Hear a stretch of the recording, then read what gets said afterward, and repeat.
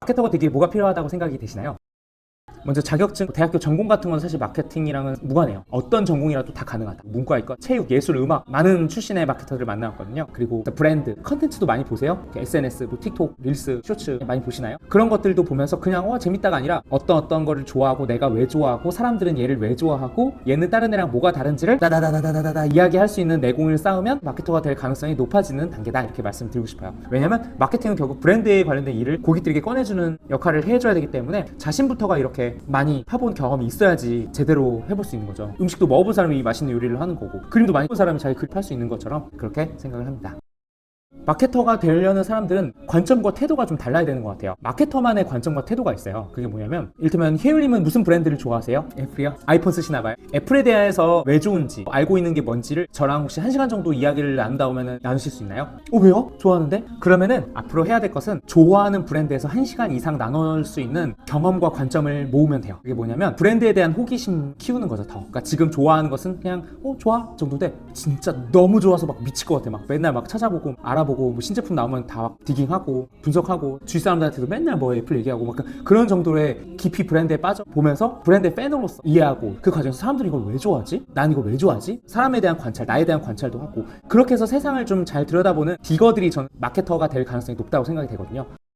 시그니처 무기. 유정님의 강점은 어떤 건가요? 승부욕이 강하면 어떤 거에 좋아요? 그걸 활용해서 원하는 결과를 얻으면 어떤 기분이 드세요? 어떤 단어가 떠오르세요? 승부사 기질 있으시군요. 그러면 유정님은 시그니처가 있는 거죠. 나는 승부에 대한 집념이 내 시그니처다. 왜냐? 그게 유정님을 굉장히 행복하게 만들어주니까요. 나를 가장 행복하게 만들어주는 나의 가장 대표적인 나의 장점이, 그게 저는 시그니처 무기라고 생각이 돼요. 예를 들면은 펩시 10잔 마시는 개인기가 있어요. 근데 그게 10잔을 마신다고 해서 내가 행복감을 느끼고 막 그게 아닐 수 있잖아요. 건강에 해로울 수도 있고. 그거는 시그니처가 아닐 수 있죠. 더 나은 나로 만들어줄 수 있는 나만의 가장 좋은 하나의 좀 차별화된 방식이 저는 이제 시그니처라고 생각을 하는데, 시그니처를 찾아가기 위해 먼저 이게 내 시그니처라고 딱 하기에는 아직은 여러분은 탐색과 경험을 할 수 있는 시간이 충분히 많은 것 같아요. 고등학교, 대학교, 취업 준비, 신입사원까지 많기 때문에 다양한 탐색과 경험을 통해서 타노스가 인피니트 스톤 몇 개 모았죠? 5개, 그쵸? 5개를 채워보세요. 시그니처 후보군을, 나한테 뭐뭐뭐가 쌓였어. 나중에 그 중에 하나를 딱 시그니처로 뽑아서 키워도 늦지 않다. 5개를 모아놓고 그 중에 하나씩 진짜 시그니처를 발견해가는 과정으로 가져도 좋고, 또 한 가지 방법은 5개를 아우르는 하나의 시그니처가 있을 수 있어요. 예를 들면 5개를 모아서 주먹으로 만들어서 도자기 넣으면 하나가 되잖아요. 그래서 담는 하나를 발견해도 좋고,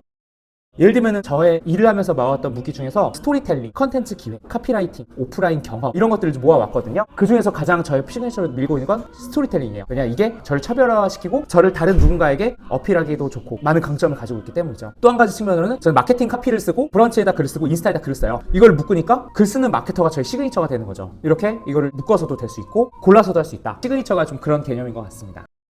5분 시간이 있죠. 아침에 일어나서 뭐 하세요, 재윤님? 아침에 눈 뜨자마자 딱 하는 거. 눈을 뜨자마자 5분 동안의 루틴을 한 가지만 좀 정해보시면 좋을 것 같아요. 예를 들면 1시간은 솔직히 어렵잖아요. 근데 5분이라면 뭘 해볼 수 있지 않을까요? 5분 시간이 있죠. 눈 뜨고 5분 동안에 내가 뭘 한번 해보자라고 작고 소소한 한 가지를 약속을 해보세요. 근데 그것을 매번 바꾸는 게 아니라 딱 한 가지. 예를 들면 스트레칭도 좋고, 이불 예쁘게 개기도 좋고, 나만의 좀 노트를 써보기, 명상하기, 뭐든 좋은데 하나를 정해서 계속 지속을 해보시고, 그걸 기록을 한번 남겨보세요. 일주일간, 한 달간, 2달간 해보니까 어떻더라. 첫 아침 시작 5분의 루틴이 완성이 되면은 다른 루틴으로 확장하기는 아주 수월할 거라고 생각을 합니다. 혹시 어떤 거 해보고 싶으세요? 그러면은 스트레칭도 루틴하게 매번 다른 스트레칭 하려면 또 머리를 써야 돼요. 눈 뜨자마자 무의식 중에 딱딱 할 수 있는, 이거 10번, 이거 뭐 15번 해서 하니까 5분이 되더라 하는 똑같은 모양을 개발하세요. 반복을 쭉 해보세요. 그러면 그게 거기로부터 시작이 돼가지고 다음 루틴이 잘하지 않을까 생각을 합니다.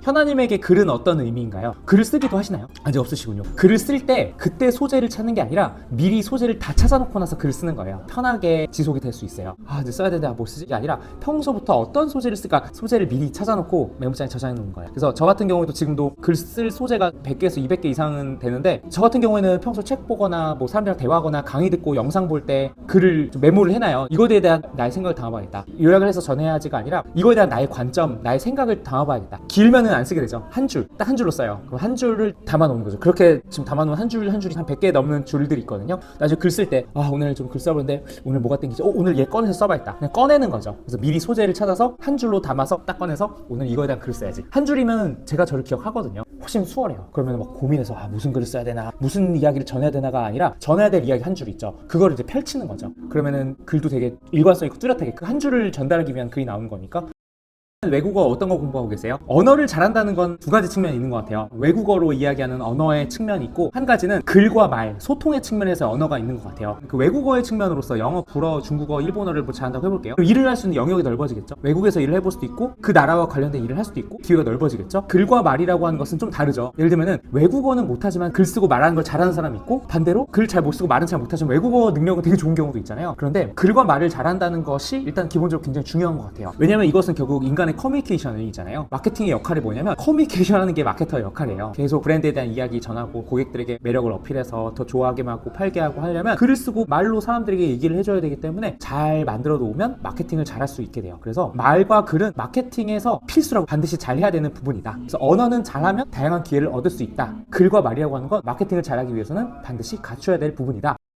AI가 많아졌다고 여러분 학교 이제 안 다녀도 되나요? 아니죠. 형태가 바뀐 거지 여러분이 학교를 가서 공부하는 본질은 동일하죠. 마케팅도 똑같은 게 형태는 바뀔 거지만 본질은 똑같다고 생각이 돼요. 그게 뭐냐면 카피를 써주는 거, 영상을 만들어주는 거, 괜찮은 이미지를 찾아주는 거. 예전에는 카피라이터가 써야 되고 촬영 감독이 해야 되고 이미지, 일러스트 다 해야 됐죠. 다 자동화가 될 수가 있어요. 기획력만 좋으면 다 할 수가 있거든요. 그 얘기는 뭐냐면 이제 한 명이 브랜드를 다 만들 수 있다는 거예요. 브랜드와 마케팅을 혼자서 다 할 수 있다. 최근에 소라라고 하는 영상을 만드는 것도 이제 공식 런칭을 했다고 하더라고요. 해외 로케이션 촬영을 2억, 5억 안 들어도 돼요. 뭐 몇만 원, 몇십만 원이면 다 뚝딱 되거든요. 기획력만 있으면 되기 때문에 간편해질 것이다. 근데 그렇다고 브랜드가 사라지고 마케팅이 사라질 것이냐? 그건 아닌 거죠. 오히려 기획을 더 잘하는 사람, 상상을 더 잘해서 그걸 명령을 꺼낼 수 있는 사람이 더 각광을 받을 수가 있겠죠. 이렇게 좀 바뀔 거고, 왜 저렇게 생각해? 쟤는 나랑 달라. 쟤는 뭘 몰라. 셀베님이 생각하시기에 포용이란 무엇인가요? 여러 가지 하나로 합치는 거. 여러 가지를 채울 수 있어요. 예를 들면 5개. 정리해서 모으고 싶어요. 비슷비슷한 걸로 5개를 채우고 싶으세요? 아니면은 각기 다른 것들로 5개를 좀 채워보고 싶으세요? 네. 저도 똑같은 마음이에요. 제가 포용이라고 하는 것을 말씀을 드리면 저는 같은 것들이 아니라 다른 것들을 하나로 담는 과정이라고 저는 생각을 해요. 서로 다른 것들. 저는 그게 다양성이라고 생각을 하거든요.